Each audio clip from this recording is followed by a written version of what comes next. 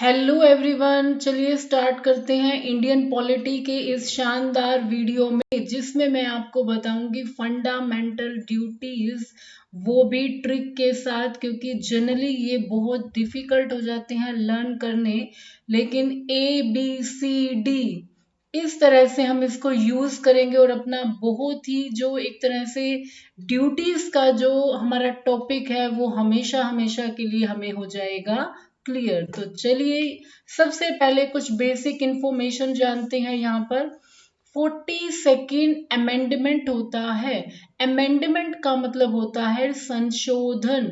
जब भी कुछ संविधान के अंदर हमारे जो कॉन्स्टिट्यूशन है कुछ भी चेंज हो रहा है तो वहां पर होता है अमेंडमेंट हम बोलते हैं। और एक्ट जहां पर बन जाता है मीन्स इसको पार्लियामेंट में बनाया गया है, और एक्ट होगा तो इट मीन्स ये कानून बन गया है।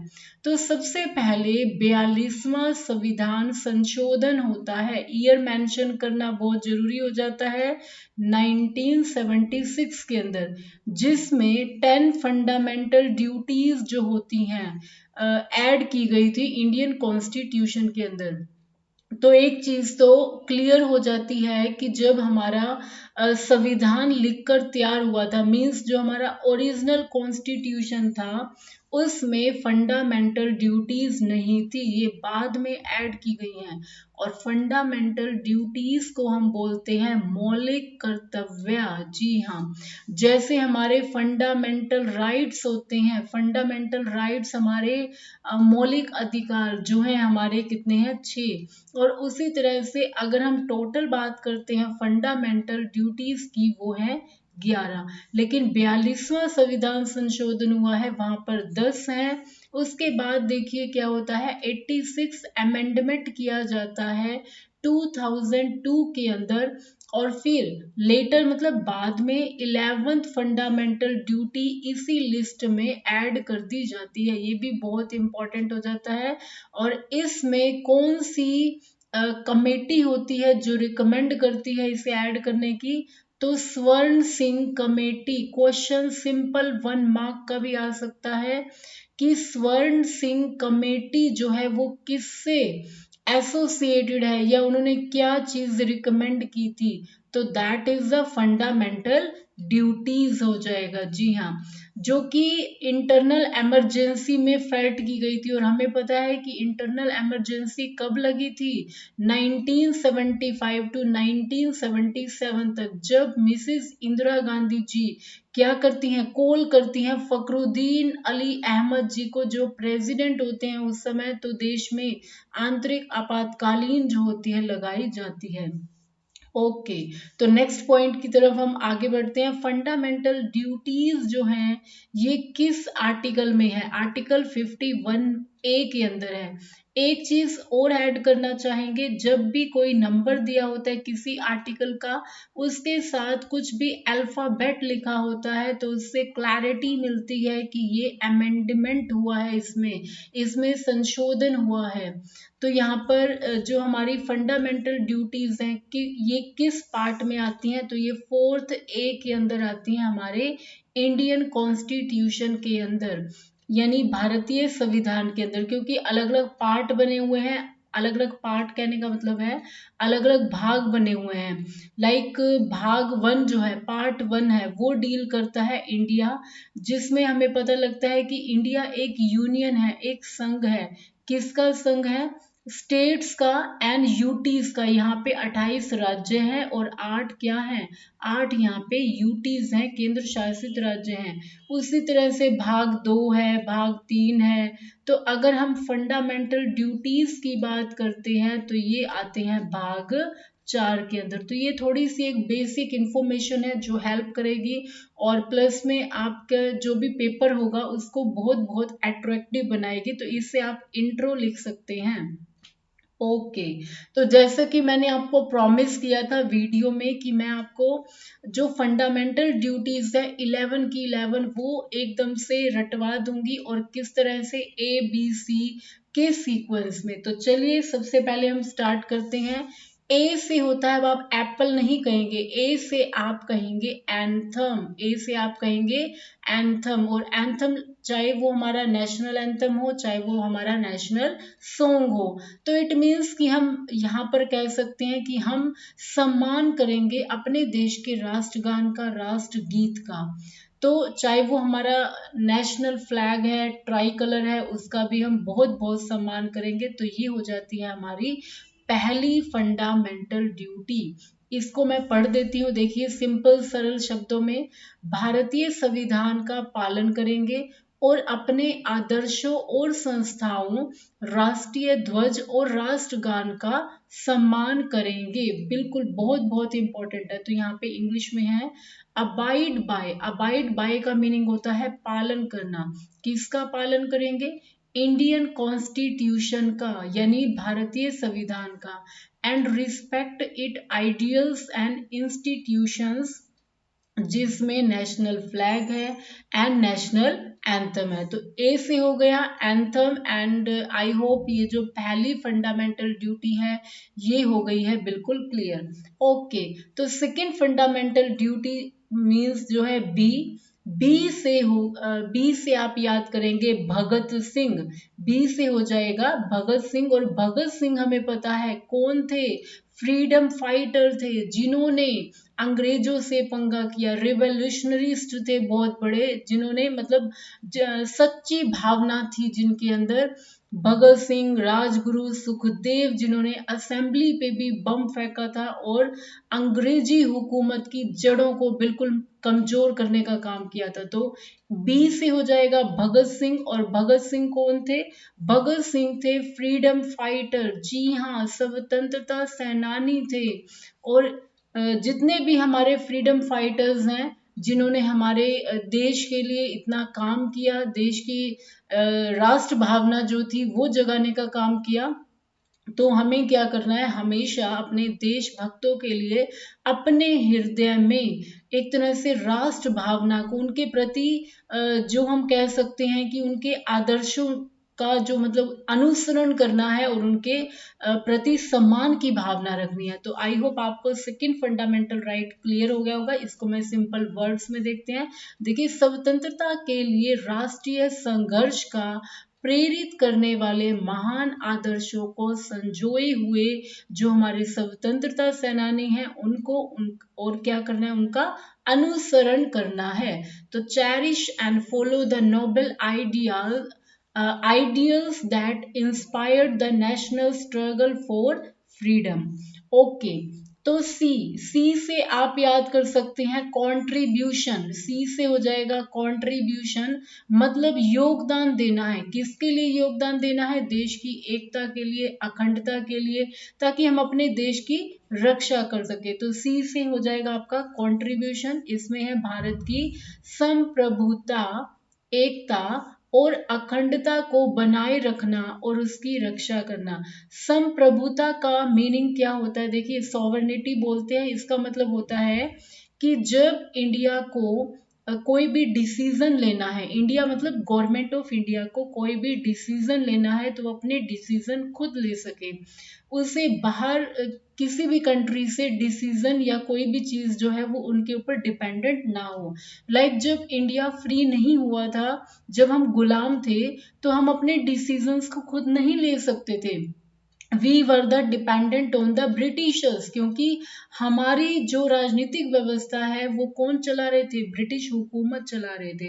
तो इसीलिए हमने कहा है कंट्रीब्यूशन, योगदान यहाँ पर देना है। किस चीज में?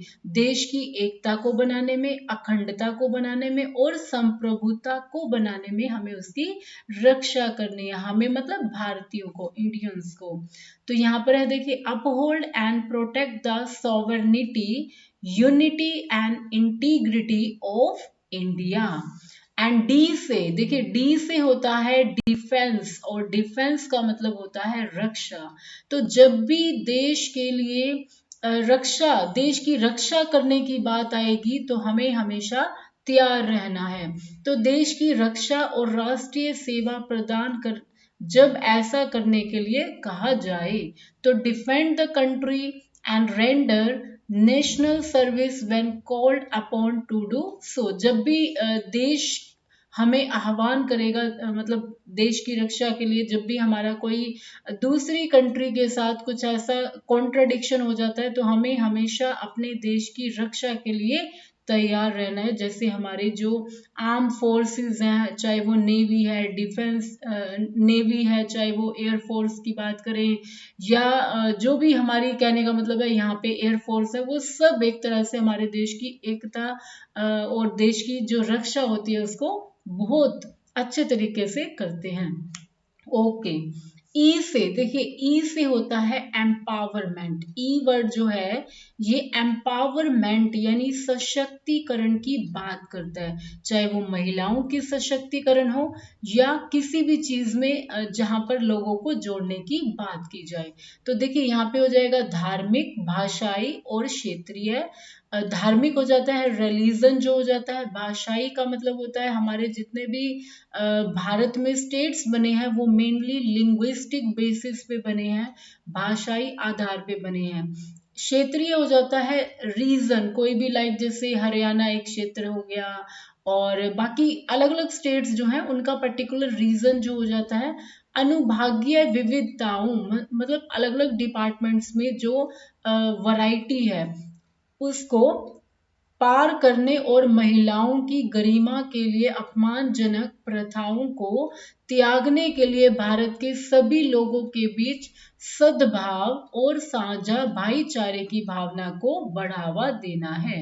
एंड इंग्लिश में हो जाएगा promote harmony and the spirit of common brotherhood यानी भाईचारा, और इसको हम फ्रेटर्निटी भी बोल देते हैं, फ्रेटर्निटी, जी हाँ, amongst all people of India, transcending religious, linguistics, and religion or sectoral diversity, and to renounce practices derogatory to the dignity of women. तो मेनली हम ई से याद कर लेंगे इसको। ओके, तो एफ से हो जाएगा फोर्ट, और फोर्ट का मतलब होता है किला।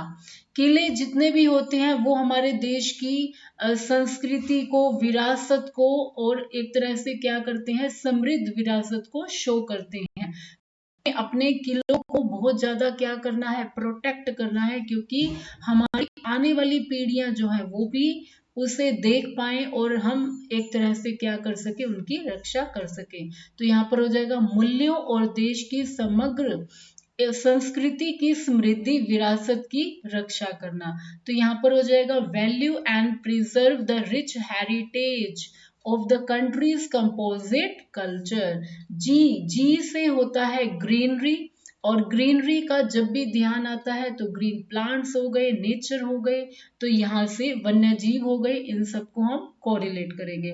तो जी में है देखिए वनों को, झीलों को, नदियों को और वन्य जीव सहित प्राकृतिक पर्यावरण की रक्षा और सुधार और जीवित प्राणियों के लिए करुणा है।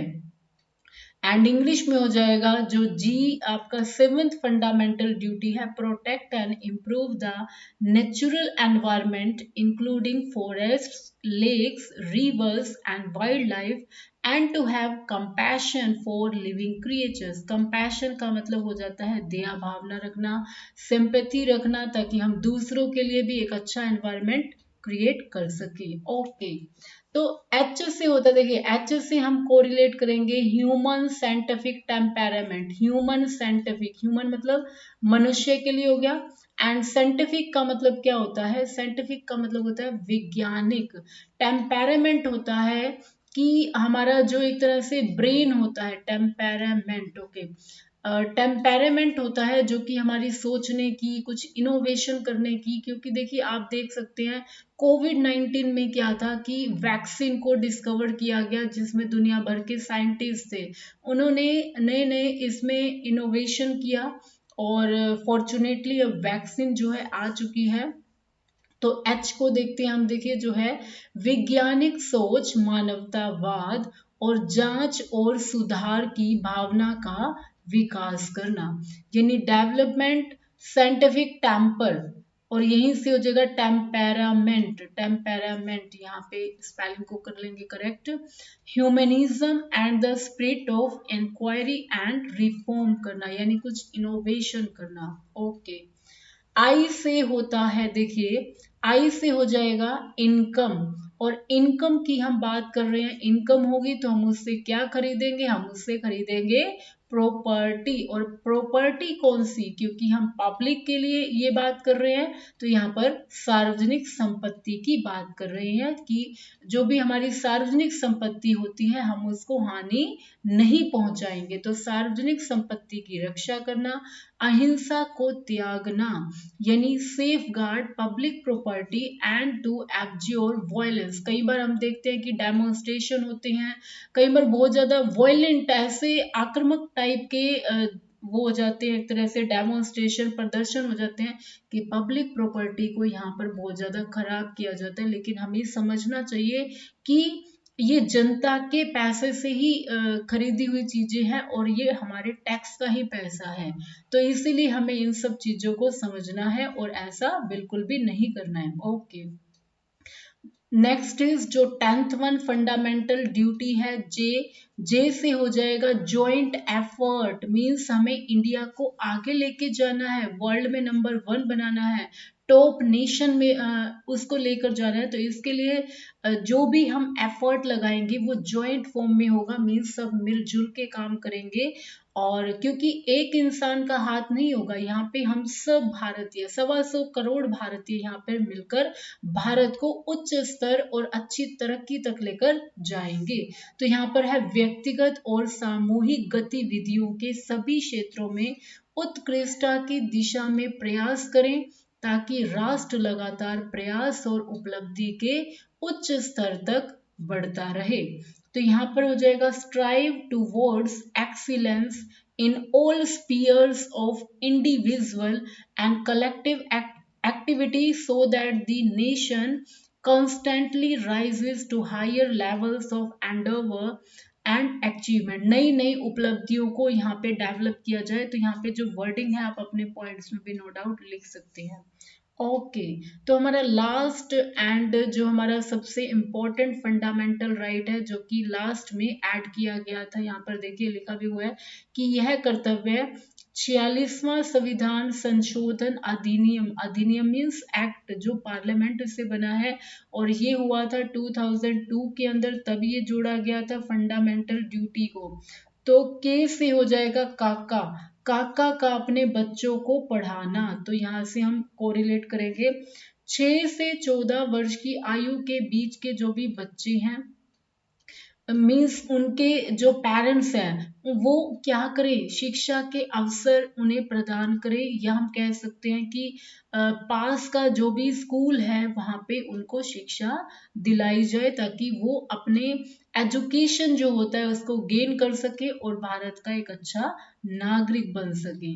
तो यहाँ पर हो जाएगा देखिए provide opportunities for education to his child और what between the age of 6 and 14 years, 6 से 14 साल तक के बच्चों के लिए गवर्नमेंट स्कूल्स में जो एजुकेशन है वो बिल्कुल फ्री है।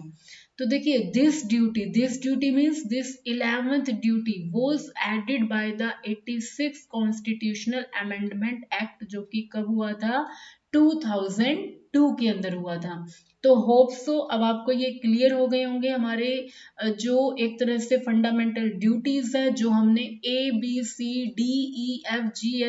के तक किए हैं, बहुत इम्पोर्टेंट हैं। तो इसीलिए इनको बहुत अच्छे से आपने करना है, और अगर आप चैनल पे नए हैं तो सब्सक्राइब करना, लाइक करना बिल्कुल ना भूलिएगा। तो इसी तरह से मैं एजुकेशनल वीडियोस आपके लिए बनाती रहूंगी। पॉलिटी की ये पहली वीडियो थी, जितना हो सके इसे शेयर कीजिए और इन वीडियोस को यूटिलाइज कीजिए अपने बोर्ड एग्जाम्स के लिए। अगर आप यूपीएससी की भी तैयारी कर रहे हैं या आप ग्रेजुएशन कर रहे हैं तो इट्स